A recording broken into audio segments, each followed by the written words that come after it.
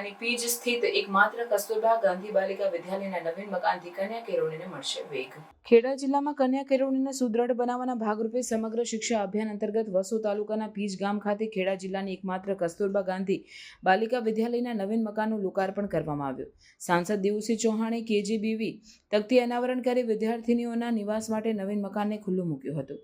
₹5.35 કરોડના ખર્ચે તૈયાર થયેલ કેજીબીવી શાળાનું આ વિશાળ મકાન 14 જેટલા ડોર્મિટરી રૂમ, 6 વર્ગખંડ, dining hall, kitchen, compound hall, fire safety, rain harvesting જેવી અનેક સુવિધાઓથી સજ્જ છે.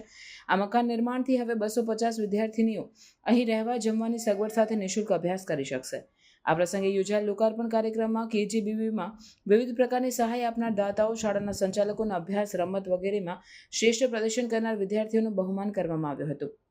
સાંસદ દેવુસિંહ ચૌહાણે શાળા સંચાલકો અને દાતાઓને વિશેષ સન્માનથી બિરદાવ્યા હતા. તેમણે જણાવ્યું કે વિકસિત ભારતના નિર્માણ માટે મહિલા સશક્તિકરણ પાયાની જરૂરિયાત છે.